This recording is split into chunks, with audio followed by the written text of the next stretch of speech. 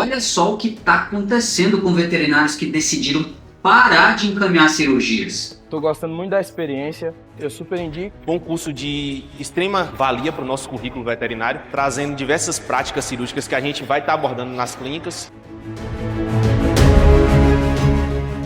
Eu já sabia o quanto que seria maravilhoso, mas ainda assim não esperava por tanto. Vale muito a pena investir, não só nessa questão de você aprender, mas também em você, né, como médico veterinário. É sem dúvidas o melhor curso que eu já fiz na minha vida profissional. Assim, uma organização sem igual. Recomendo muito o curso, com certeza foi um dos melhores cursos que eu já fiz em toda a minha vida. Uma didática impecável. Um curso que acrescentou muito no meu conhecimento e tenho certeza que vai acrescentar muito na minha rotina de atendimento. E convidar todos os médicos veterinários que atuam em pequenos animais para fazer parte da equipe de Dr. Kaique, que tenho certeza que vão adquirir muito conhecimento e melhorar o atendimento aí para seus pacientes. Se você é médico veterinário e ainda sente aquele friozinho na barriga, sabe? Na hora de operar, ou pior, se já meio que fechou seus olhos para um caso e acabou encaminhando o paciente para não se expor, fica comigo aqui até o final, porque hoje eu vou te mostrar o caminho que tem feito muitos médicos veterinários inseguros a faturar mais de R$10.000 por mês operando cães e gatos. Isso em até 6 meses, sem precisar de uma residência formal, né? Ou até mesmo uma pós-graduação de no mínimo R$48.000. E não sou só eu falando isso não, viu? Eu construí isso na labuta, no campo de batalha mesmo. Hoje eu formo muitos cirurgiões que estão aí dominando as cirurgias em várias clínicas, hospitais e centros cirúrgicos pelo Brasil.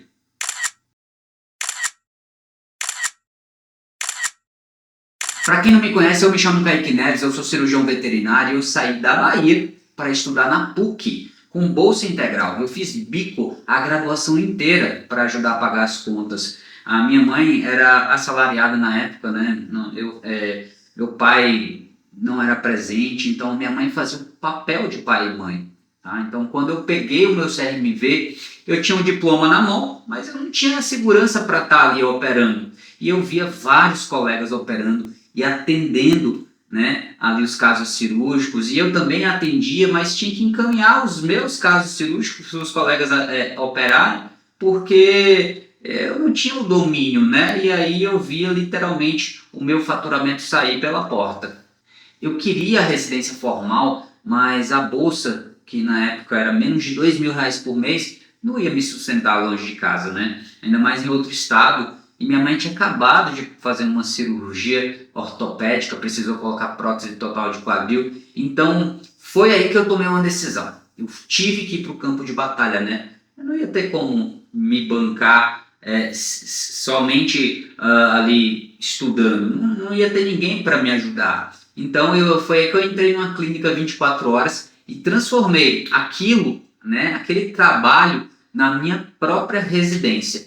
E deixa eu te falar uma coisa que ninguém te fala. A residência é sim um caminho valioso, mas ela não é a única forma de construir o teu domínio cirúrgico, tá? Então, quem define a evolução de verdade é a prática, mas de forma estruturada, com padrão, com supervisão e com repetição, tá? Então, isso dá para construir fora da rota tradicional e eu sou a prova viva disso.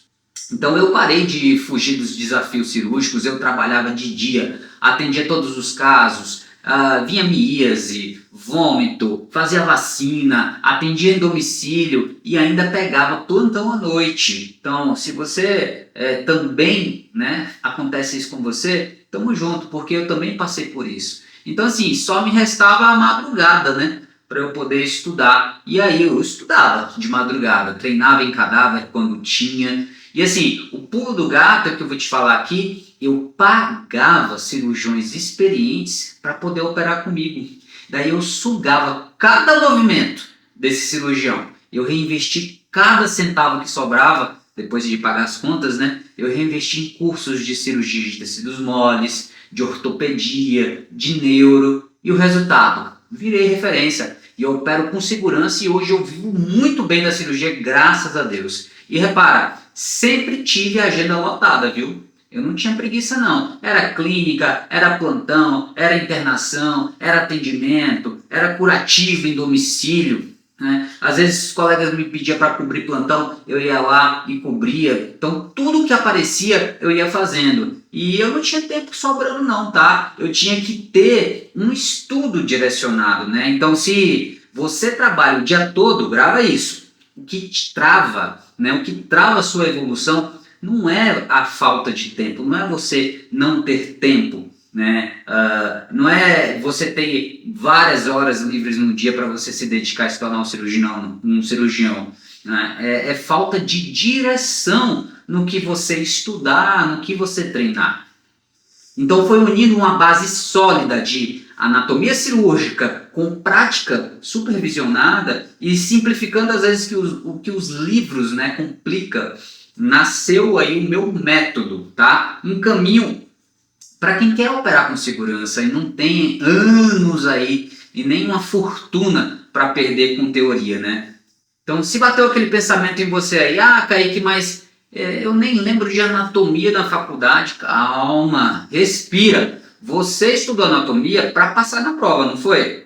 Não para operar. Para cirurgia você não precisa decorar tudo de novo. Você precisa dominar as estruturas que vão te orientar ali no acesso cirúrgico, na cavidade abdominal, por exemplo. Qual plano cirúrgico você vai seguir? E o plano B? E o plano C? Quais que vão ser ali os riscos desse procedimento?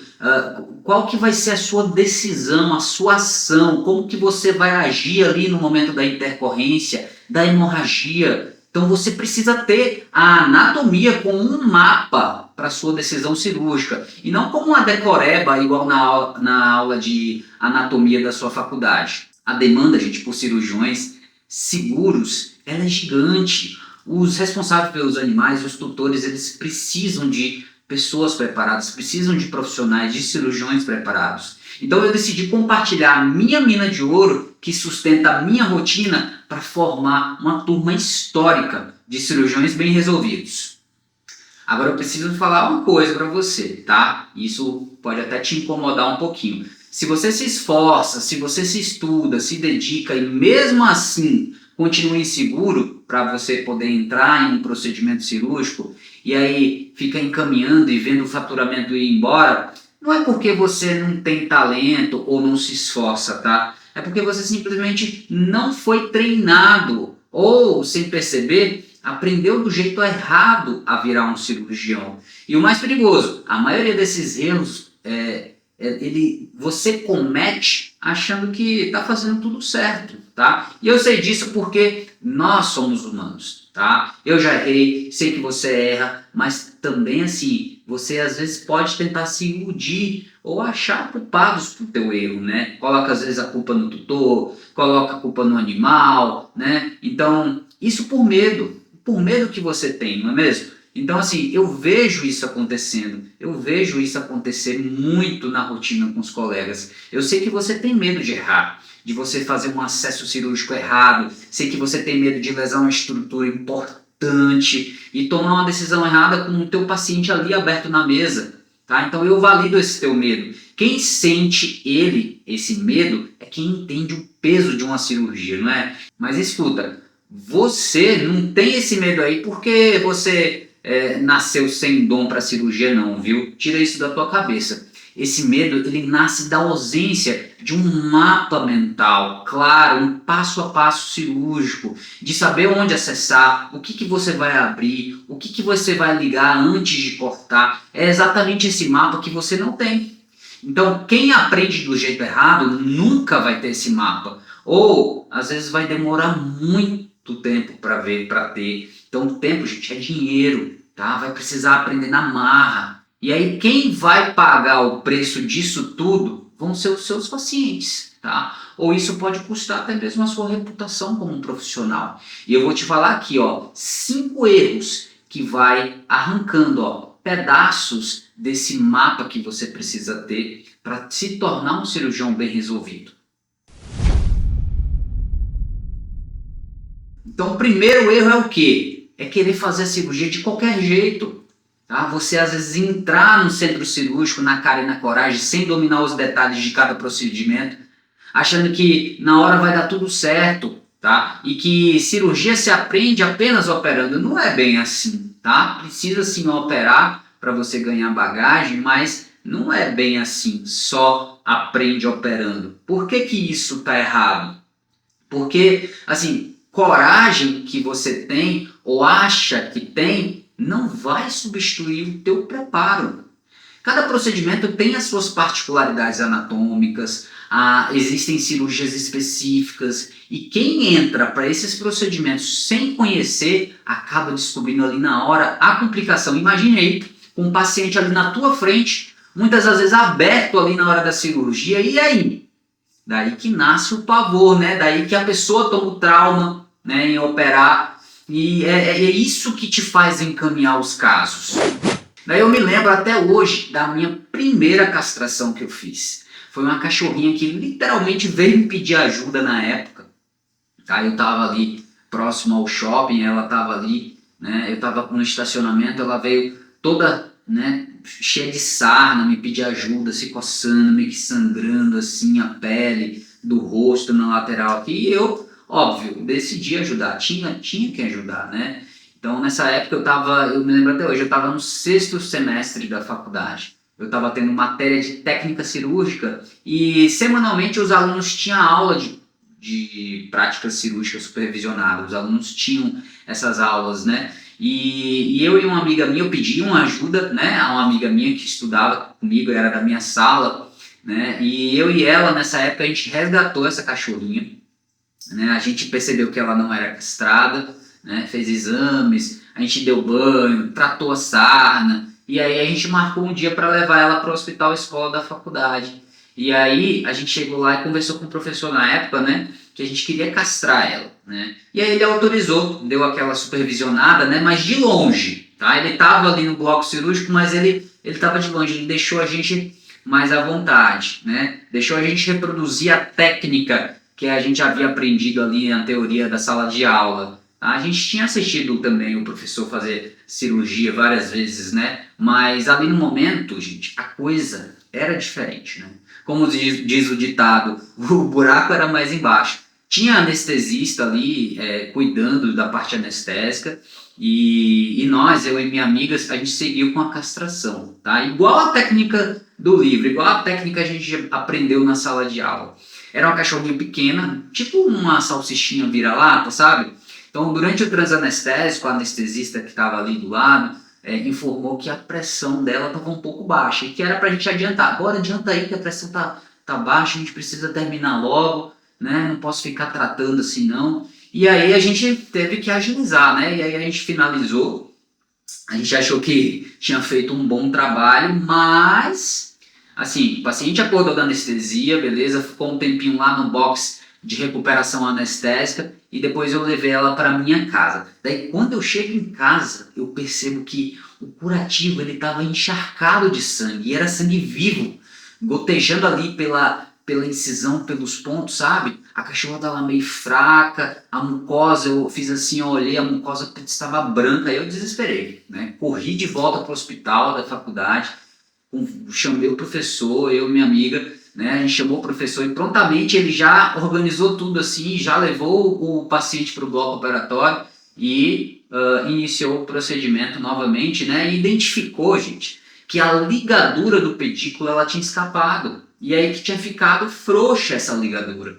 Daí ele ensinou pra gente, né, o passo a passo de como lidar com essas intercorrências, onde achar o pedículo que tinha escapado da ligadura, o que fazer para refazer essa ligadura, para cessar ali aquela hemorragia. Enfim, foi um trauma? Foi, mas foi um grande aprendizado, né? E aí a gente, ainda bem que a gente teve a quem recorrer ali naquela situação.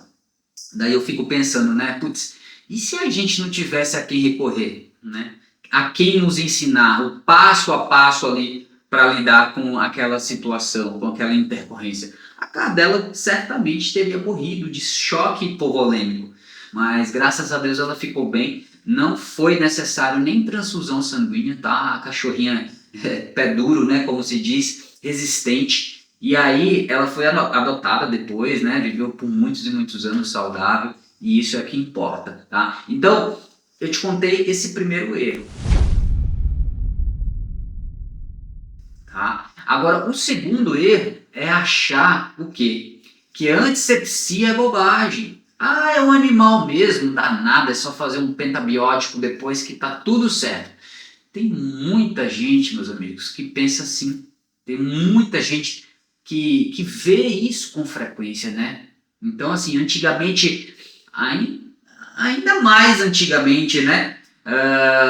Te digo que não é raro de ver isso também na rotina atual, tá? Mas antigamente se fazia muito mais isso, né? Eu via quando eu era estagiário, eu via quando eu era recém-formado, até mesmo na própria clínica que eu trabalhava, né? Logo no início, colegas que ali já trabalhavam não estavam nem aí para uma antissepsia pré-cirúrgica, às vezes colegas já tinham alguns anos de formado já, né? Não fazia a lavagem correta das mãos, não paramentava de forma adequada, não usava material estéril, né? Às vezes não tinha nem pano de campo recobrindo o paciente, não tinha máscara cobrindo ali a boca, o nariz, não tinha touca, então cabelo solto, conversando ali em cima, conversando com uma pessoa que estava anestesiando, em cima do paciente ali com o abdômen aberto, sabe? Uma pura falta de respeito com o paciente. Eu queria ver se fosse na medicina humana, com ele ali na mesa cirúrgica, né? Com ele ou com ela lá na mesa cirúrgica para ver o que seria, né? O bom. Então, assim, aquela frase, né, mais cara da medicina veterinária. Ah, eu sempre fiz assim e nunca deu problema. Até o dia que dá. Até o dia que dá, né? Infecção de sítio cirúrgico, deiscência de sutura, sepse. Então, ele acha que a cirurgia foi tecnicamente limpa e linda, mas não foi. O paciente morre no pós, né? E o doutor não vai lembrar da técnica em si que você fez. Ele vai lembrar que o animal morreu na sua mão. E se pensar em complicação e processo te dá aquele friozinho na barriga, deixa eu te falar uma coisa. Esse medo não é exagero, tá? Uma decisão mal tomada, assim, gera um prejuízo técnico tremendo, gera um prejuízo emocional e também gera um prejuízo jurídico. Então fica ligado. Só que assim, a saída não é fugir da cirurgia para sempre, encaminhando tudo que chegar para você. Você tem que aumentar o quê? A sua previsibilidade, o teu critério técnico, ter um padrão de execução limpo e adequado para aquele paciente. Então, assim, a complicação nesse sentido que eu falei não é azar, tá? É quase sempre por negligência ou falta de conhecimento do que é o certo. Então, por isso que precisa ter um padrão. Então, é um padrão que se aprende.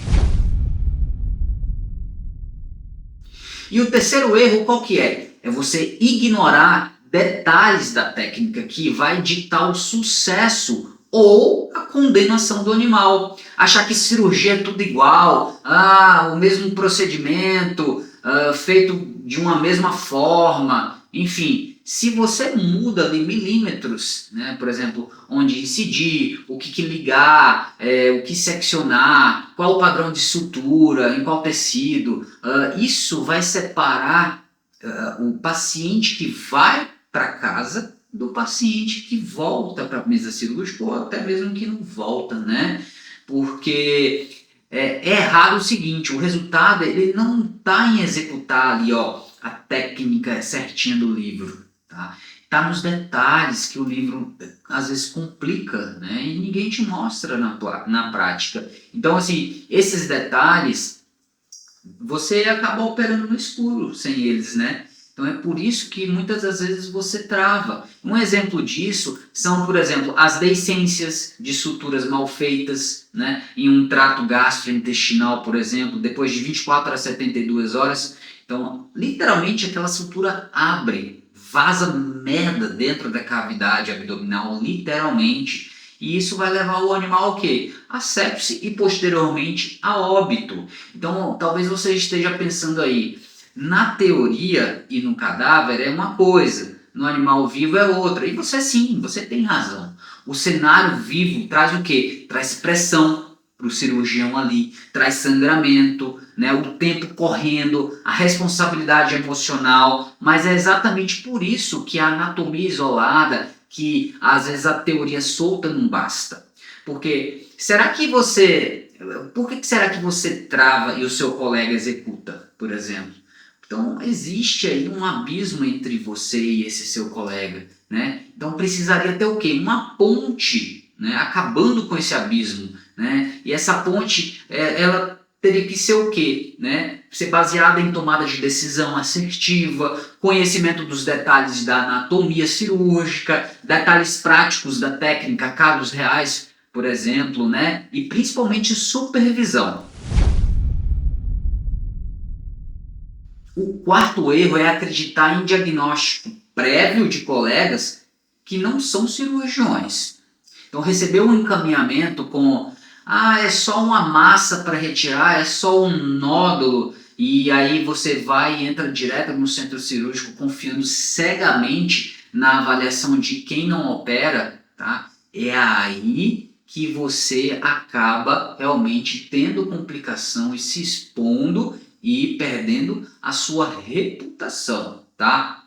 Por quê? Porque quem assina a cirurgia é quem? É você, como cirurgião. Então, abrir o paciente e encontrar algo completamente diferente do que tinha lá no laudo ou do que o seu colega falou, sem planejamento, sem material adequado, sem um plano B, é a receita de um desespero ali no transoperatório. Então, a responsabilidade do diagnóstico cirúrgico é do cirurgião, não é de terceiros, não. E eu já passei por tanta coisa, gente, tanta negligência diagnóstica, né? Erro diagnóstico, que se não fosse Deus e o feeling clínico cirúrgico que a gente vai construindo ao longo da nossa trajetória, teria culminado em muitos óbitos de pacientes, né? E o quinto erro seria o quê? Operar sem avaliação prévia do caso. E muito menos sem avaliação do animal. Então você precisa avaliar o procedimento, o teu paciente antes de entrar em procedimento. Então marcar procedimento sem revisar o histórico, sem exames pré-operatórios, sem estadiar a doença, sem avaliar o risco. Às vezes, sem nem examinar o paciente antes da cirurgia. Então, quem pula a avaliação prévia do paciente vai descobrir a bomba ali na mesa com o paciente aberto. Então, o azar que condena o animal quase sempre era, às vezes, a informação disponível que ninguém foi buscar, tá? Então é uma palpação abdominal em um paciente que está com um abdômen agudo ali, está sentindo, né? Por mais que a ultrassonografia possa não ter citado nada de corpo estranho, entendeu? Então você pega e acaba tendo que converter isso em uma laparotomia exploratória, e muitas das vezes quando não se tem diagnóstico definitivo, faz os exames e não se tem diagnóstico, mas a clínica é soberana, né? Então acaba que você tem que chegar num meio diagnóstico que seja cirúrgico, como uma laparotomia exploratória. Estou dando um exemplo aqui para você. Então, se você se enxergou em pelo menos um desses erros, calma, respira, a culpa não é sua. Ninguém te ensinou diferente. A faculdade ela te deu um diploma, mas ela te treinou o quê? No jeito errado. Ou muitas das vezes nem te treinou, né? Só que agora você já sabe. Enquanto continuar nesse caminho, a insegurança ela não vai embora, tá? Então, por mais que você se esforce, é por isso que, inclusive, talvez você até já tenha feito cursos de várias especialidades, às vezes você frequenta ou já frequentou congressos, já fez pós-graduações e continua travado, né? Não é que você não dá conta ali de aprender, né? de operar assim o paciente, é que o aprendizado, às vezes, que você teve, ele veio solto. Então, técnica sem lógica, né? Sem aquela anatomia que vai te levar a uma decisão cirúrgica, às vezes uma prática sem uma progressão. Então é como se você estivesse empilhando conteúdo em cima de conteúdo do jeito errado, e isso só aumenta o caos, né? E aí aquela sensação de, putz, eu não vou dar conta. Parece verdade, né? Isso parece verdade para você, que às vezes você não vai dar conta, mas quando na real é só um sintoma do caminho errado. Igual pisar numa esteira que anda para trás, né? O esforço ele não vai resolver a direção errada. Então, se existe um jeito errado, né, que te trouxe até aqui, existe também um jeito certo que vai te levar para o caminho que você quer alcançar, que é se tornar um cirurgião bem resolvido. Mas esse é um assunto para o próximo encontro, tá? Então, só recapitulando o que a gente falou aqui hoje, o que você aprendeu hoje aqui comigo, a sua insegurança, tenha certeza, não é por falta de talento, você é uma pessoa talentosa, tá? A sua insegurança, ela é fruto de um jeito errado que te ensinaram. E aí você conheceu os 5 erros que mantém aí vários médicos veterinários presos na insegurança, né, operando de qualquer jeito, sem dominar os detalhes de cada procedimento, é um erro. Negligenciar a antisepsia cirúrgica, ignorar os detalhes da técnica que decide ali o destino do animal, é outro erro. Confiar cegamente em diagnósticos que não é seu como cirurgião, e entrar no centro cirúrgico sem avaliar o paciente é um erro. Então assim, a partir de hoje, você não consegue mais fazer isso sem perceber, tá? Então você já tem esse conhecimento. E só essa consciência já te coloca muitas das vezes 90% na frente de outros colegas. Então, mas assim, fica ligado, tá? Porque saber o que é o errado é só a metade do caminho. No próximo encontro, eu vou te falar o jeito certo, o passo a passo que vai te tirar da insegurança, né? Vai te tirar desse caminho inseguro e vai te mostrar exatamente quais são as cirurgias que pagam os seus boletos, as que têm alta demanda, um bom ticket que acaba virando aqueles mais de 10 mil reais por mês a mais no seu faturamento de cirurgias, tá bom? Então, se hoje mexeu com você, próximo encontro vai tirar seu sono, eu tenho certeza disso. Então marca aí na agenda, cancela ou remarca outros compromissos e faça esse compromisso com você, tá bom? Com a sua evolução, chega cedo. Então, quem entender essa sequência nunca mais vai precisar encaminhar a cirurgia por medo. Agora me conta aí, qual desses 5 erros você já cometeu? Escreve lá na comunidade, na Jornada do Cirurgião Bem Resolvido, o link tá na bio, manda lá. Então lá eu vou ler e eu vou te responder, tá? É lá que eu também solto alguns materiais de apoio, tiro dúvidas ao vivo, mando casos, aviso em primeira mão sobre o próximo encontro, tá? No dia certo, vou liberar acesso à formação do cirurgião bem resolvido antes de todo mundo, tá? Quem está na comunidade vive o evento de verdade. Agora, quem está fora apenas assiste. Então, se você chegou de paraquedas aqui agora, se você caiu nesse vídeo por indicação de um colega, ou se ainda tem dúvida se a sua inscrição está confirmada, corre agora, garante a sua inscrição gratuita lá no link da bio no Instagram para o nosso próximo encontro. E entra lá na comunidade, na Jornada do Cirurgião Bem Resolvido. É o único jeito de você garantir e receber o aviso de participação do próximo encontro, tá? E assim, é a peça-chave que faltava para tudo isso fazer sentido, tá bom? Então um abraço, fiquem com Deus e até o próximo encontro.